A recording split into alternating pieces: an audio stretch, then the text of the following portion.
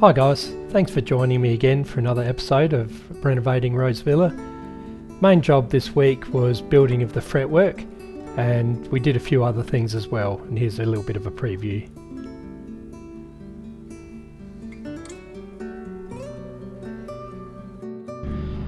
Alright guys, so the next exciting project, so the fretwork that's going to go up there, I've drawn it out. I'm going to start cutting it. So this is what I've got so far. So I'm going to cut out all of this shape that's all in texture, and the slats that you can see over here, that'll get cut separately and it'll get sandwiched. So the slats will get sandwiched in between two lots of that shape. So you'll see as I go along. But yeah, I'm going to get in and I'm going to start cutting this, because the second layer is actually easier, because what you can do then is put it on the other piece, mark it off, and then you can cut out the bulk with a jigsaw and then get a flush cutter on your router and route it all out. I've got a nice thin one that will get into the corners, and then you just cut the sharp pieces out of the corners with a jigsaw. So I'll get in and start cutting this, see how far I can get tonight, and I'll chip away at this each night, I think.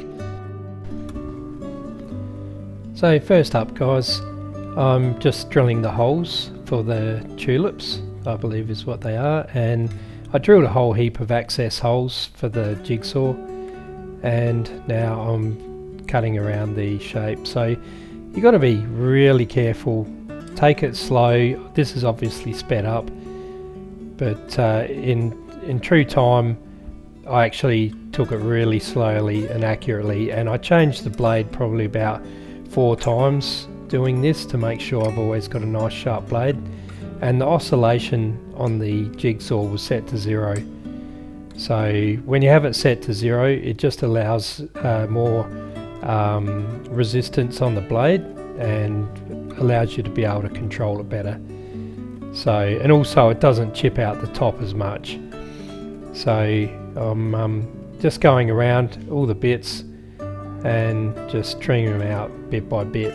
So just had to be careful because it's sitting on 2 trestles, that I didn't cut through the trestles, or that I didn't cut too much out of one section and it then flopped and broke, because there are some, you can see some little points of contact there between the scroll and the frame of the fretwork. So yeah, it's a very tedious job. It's a job that took me 2 nights after work, and probably all up about 5 hours to cut this first shape out. My back was aching. I ran out of power on my headlamp there a couple of times, and that was really good. I mean, in the parlour we haven't got any lights, we've just got a fluoro that you can see it there leaning up against the wall, and yeah, it's I need a lot of light to be able to see where you're cutting, obviously. So I just marked that around. I actually made this frame bigger than what I originally was going to, so I had that marked out originally, and so I had to just mark it again once I'd cut the inside shape out and extended it another 50mm. So here just putting it on another sheet, so I've got to copy this shape and get 2 of these, and then the spears, as I'm calling them, get sandwiched in between. So now that I've nailed that on in position, and I use quite a few nails so that it doesn't flex, and I'm just cutting around with the jigsaw and giving it ideally 2 or 3mm to take off with the router, but in some places it went out to 5, but that's okay still. But yeah, it just makes it so much easier on the router. And I didn't show you, but when I first started to route this out, I forgot to cut it out, and I started routing it on one of the tulips, and the bearing fell off of the router bit, and it kind of ruined it a bit, but you can't see it. So then I thought, hang on, that's a bit hard, I haven't cut out the excess, so yeah, just took a step back, and this was nothing like the initial cutout of the shape. This was probably, I don't think it even took me an hour just to whiz around, because you're not working accurately, you're just trying to make sure that you don't touch the original one that you cut out.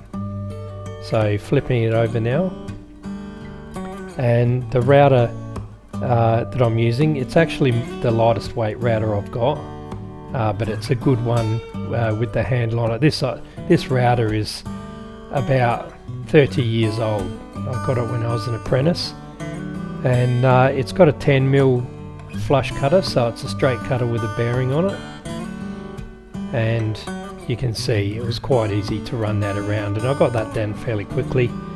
There's no need to show you the whole of that. So I'm starting to put the spear pieces on, and then a spacer in between, so that has to take up the whole width of that, obviously. So I worked it out and got my space in the middle, and then worked out either side from that, and it worked out exactly where I wanted to it in the end by the time I got to the last one. So yeah, that was good. Sometimes you don't know, because when especially the spears have all been, I missed out on getting footage of the spears, by the way.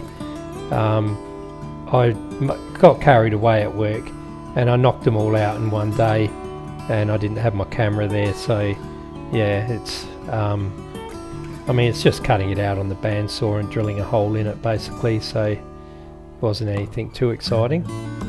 But here now I'm cutting out the spacer section, so that only where the scroll work is. So I didn't show, but I put the other piece on top and marked around it, and that's how I could see where to cut it. So now I'm just gluing the other piece on with some liquid nails, and Julie's going to give me a hand in a sec to flip this over.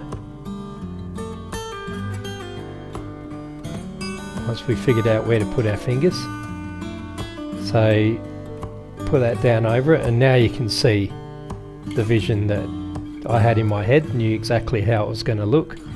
And yeah, it's a real exciting time when you get to this part of the job. So I have made this pattern up once before in my first house. That was about 20 years ago, and I've always liked it, so that's why I'm using it again. So just putting the framework pieces that, or the mounting pieces I should say, that will screw through to hold it up, and Julie's just giving me a hand to make sure that I've got that in position, because I'm screwing into the edge of MDF, so I want to make sure that's right. So now I've got the fretwork done, so it's time to rip down the wall above the double doors that I originally planned on putting there. So just rip that wall, if you go back and have a look at the video, was really tight. It was 10mm bigger than what it should have been. I had to really hit that in there quite firmly with a sledgehammer. So yeah, anyway, got that out easy enough. So I thought, yeah, this is the perfect time to go around and put all the plasterboard up, and because really what I had to get done was I had to get the cornice up, because it pokes through the fretwork before I put the fretwork up. Otherwise it would have been a real pain to feed the cornice through the fretwork. So to get the cornice up, I had to get the plasterboard up. So, and before I put the plasterboard up, I wanted to insulate, because the bedrooms in this house aren't insulated in the walls, and the sound just travels through. So although this isn't a bedroom, I do want to insulate all of the walls as I go through. I couldn't insulate the ones where the pocket doors are, just in case the insulation over time started to flop down and hit the doors as they went in and out. So I couldn't do those, but I will do every wall possible with the insulation.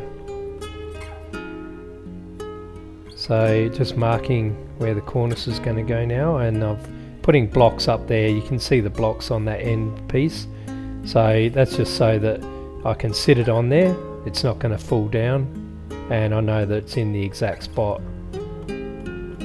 So so that one's obviously got a 45-degree cut on the right hand side. On the left it's got a 22.5, and that goes back to what I was saying about just making sure when you do things you work accurately. So that's a 45-degree angle.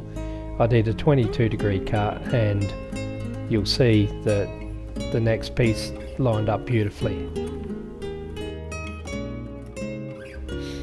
So here's the next bit, and you can see there, spot on.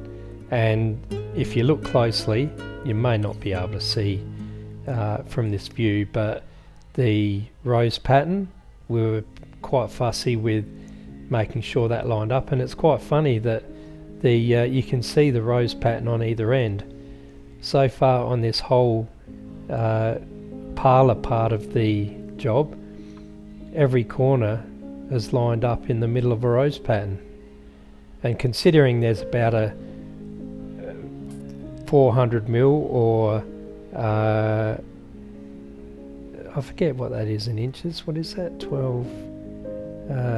18 inches, there's no rose pattern, so it's quite a fluke that the corners all had rose patterns. Not something I thought about before I started the job.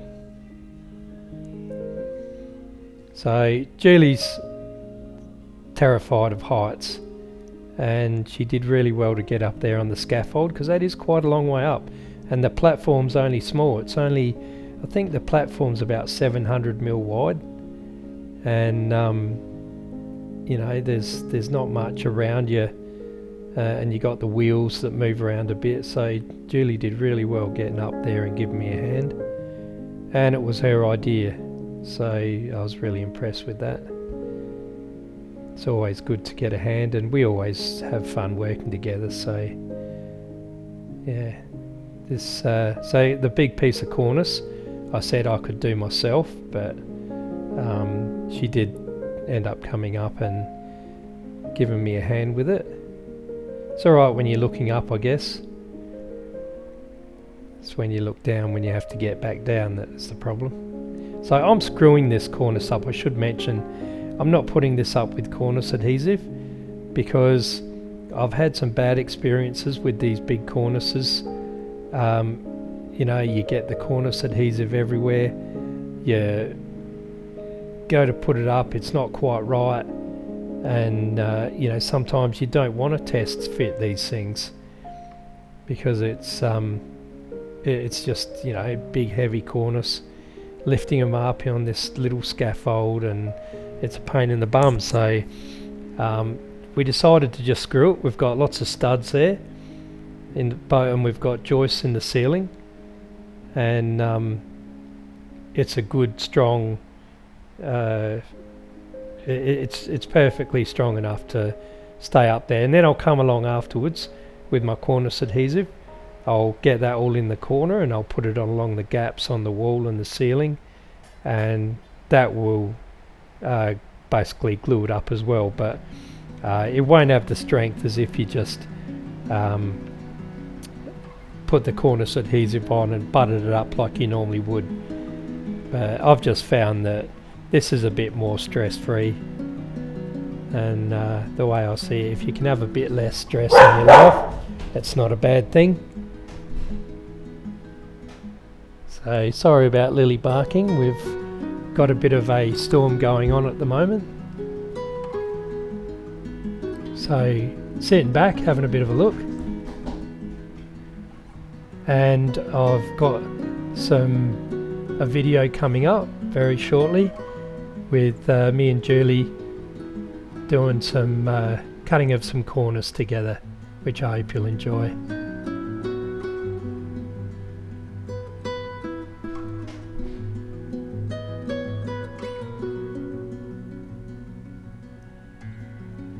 Sorry, my mistake. It's not coming up that quickly. So we had to trim the framework on the fretwork slightly, and we had a bit of a communication problem there and exactly what we needed to cut down, but we figured it out in the end, and it was a tap-in fit with a mallet, and I actually could let go of it without any fixings in there, but then I come along, I put a few fixings in. This will come down and be painted. Now I should mention all of these spear pieces that I'm calling them will be painted in a light cream colour, and they go all the way through, and then the scroll work and all the frame will be painted in a dark colour, or it'll be wood grained. I'm still sort of playing around with some different ideas, and I might have to paint it on there and see how it looks and decide that later on. So yeah, I'm not sure if this is what you people that like the idea of the fretwork were thinking about, but this is my take on some beautiful fretwork. And because I did it in my cottage years ago, there was no other fretwork that I considered. It was just, that's the one I'm going to do. I had to play around with the pattern slightly to make it all work for that width, and yeah, I think it all worked out pretty much how the old one looked. So just making sure everything's level, of course, and you can see the line just happened to have a line where the original wall, that was quite strange, but the original wall was put up after the ceilings were plasterboarded. So I'm learning new things about this house all the time, and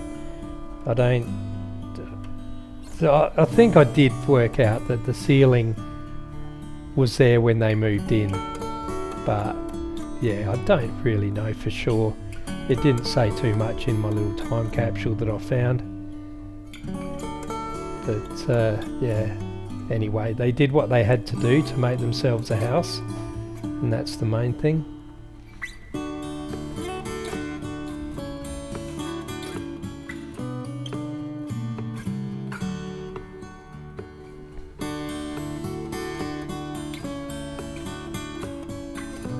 So Julie's being an awesome help once again, and you'll see shortly she had a go at cutting the plasterboard, and she did it perfectly. So yeah, very proud of her for having a go at that.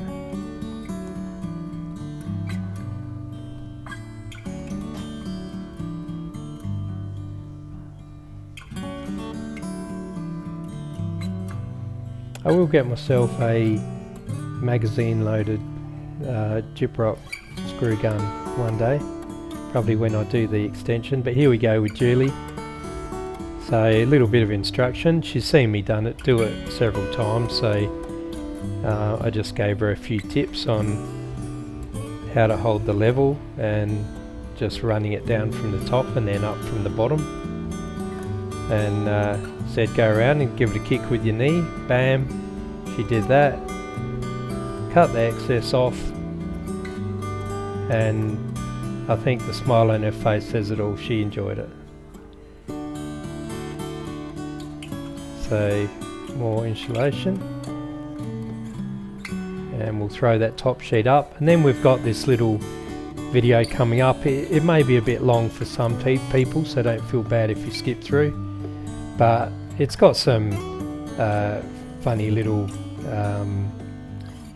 sort of conversations between me and Julie, and as we were working out how to cut that piece of cornice correct, whether we're doing it because we had an internal corner, an external corner, a 22-degree corner and a 45-degree corner, and yeah, so we had a bit of fun, made some mistakes, but yeah, I hope you watch that through. We just put it in for a bit of a laugh. And language warning, I did, there is some colourful language in there, and I may, if I can find a good sound effect, beep that out. So yeah, we'll see. I hope I don't offend anyone. So I'll talk to you after that little video.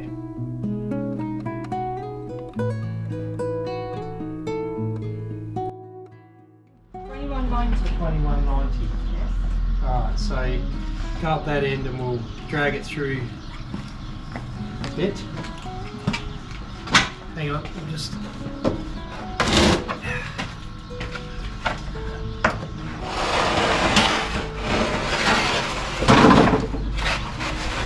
Alright, just hold it there. That's going to be close. Go up that end.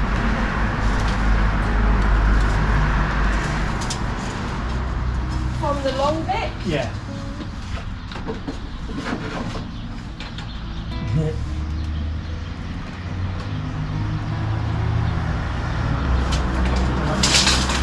Oh, beautiful that time. And then just when to let go.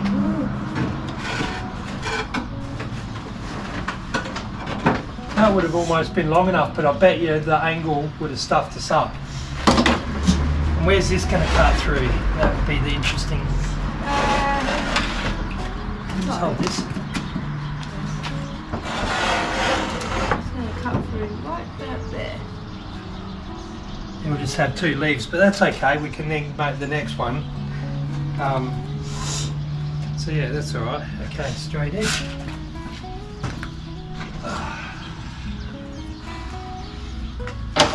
So much for beer o'clock. Water o'clock. Well, no, it's still beer o'clock, but it's just a bit later. It's just been delayed. Well, we had a couple.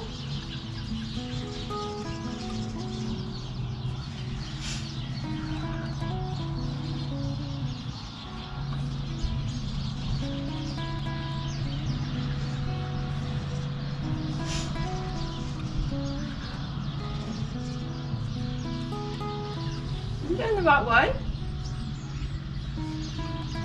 Yeah. Isn't it supposed to be on this side? What? Just coming over to like here. No. See? It's the error of parallax. When you look at it from not straight on, it gives you a different reading. Oh, okay. Like when you look at my speedo Yeah. and you think I'm speeding, Yeah. and Oh. I'm actually not. Ah, okay.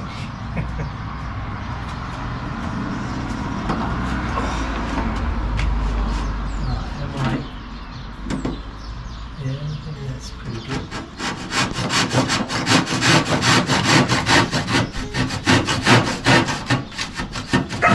Can you just watch that I'm like going down, oh it's sharp, down and not cutting in? Are you going down?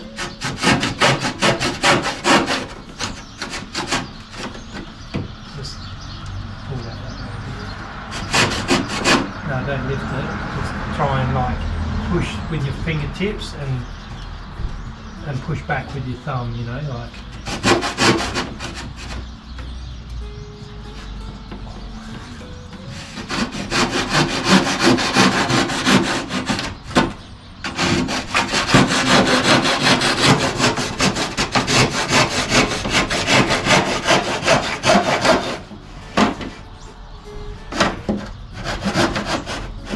Still a bit off.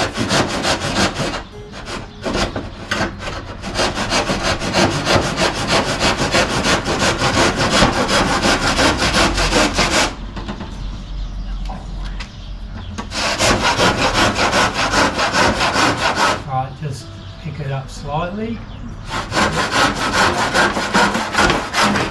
Oh, that was superb. Woohoo!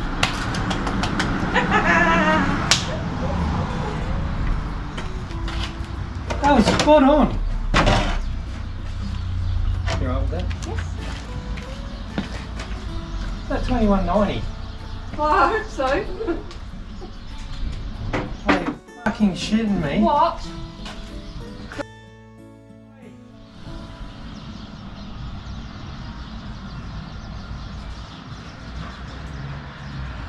Oh, no. It is. We need a long point at the top.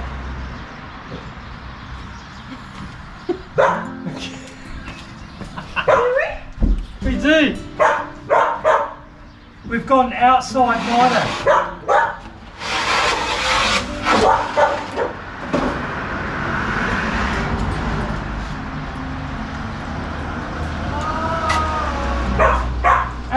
cut pile is getting bigger. Oh no! We're going to use that, weren't we? Yeah. But we got to start that again after that superb cut. Shush! It took us, no, that'll make it. That'll make the final cut. That was annoying. That was good practice. Sorry, that was me. That was probably mine. You know what? I was right from the start, wasn't I? Hang on, let's get this out and let's think about this. We're running out of gas.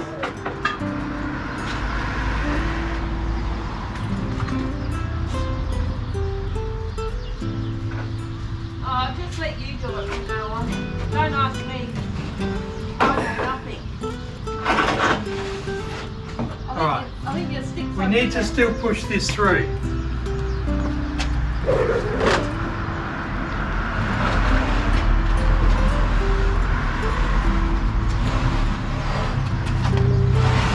All the way to the end. Now, it needs to be here.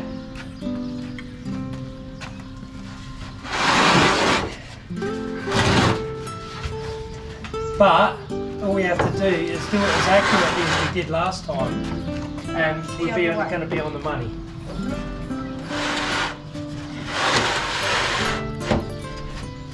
So we want to go back that way a bit. So you need, so you want the bottom bit longer. Is that what you want? No, the top needs to be longer because it's a external miter. But that's not going to be long. Yeah, this is a good bit. When it goes up like that, trust me.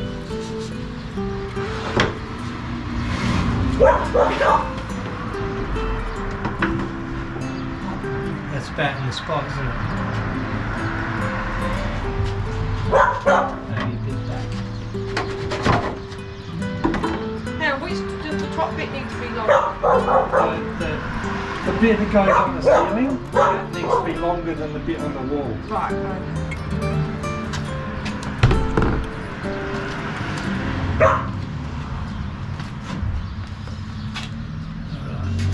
Let's do this again. See, it's time. We're getting tired now. Yeah.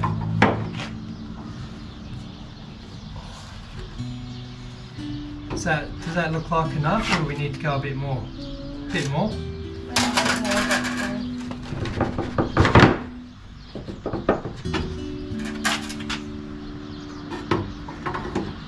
That's better. Yeah.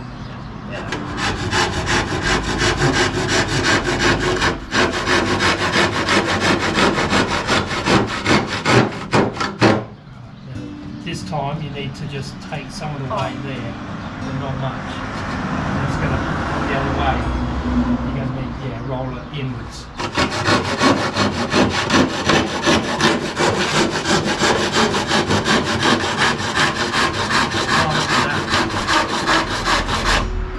I knew something was not right.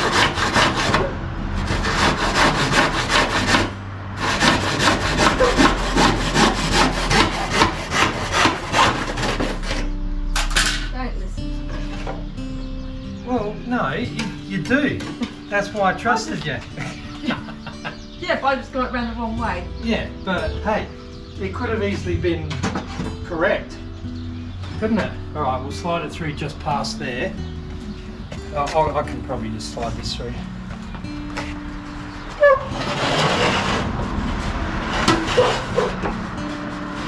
All right, you go down the other end. Hold that. Just obviously it's got to be on the wall. The measurement's got to be on that short point this time. The short point. Yeah.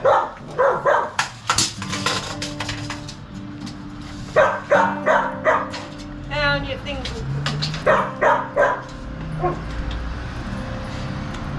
21.90, right? Okay, that's great.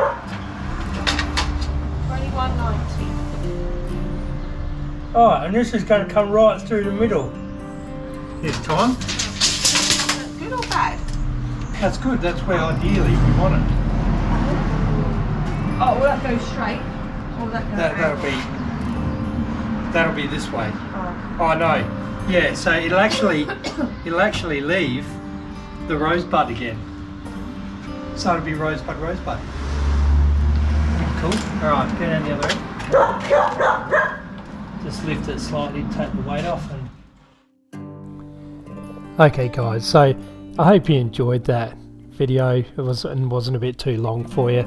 We thought it was a bit of a laugh, so I put it in.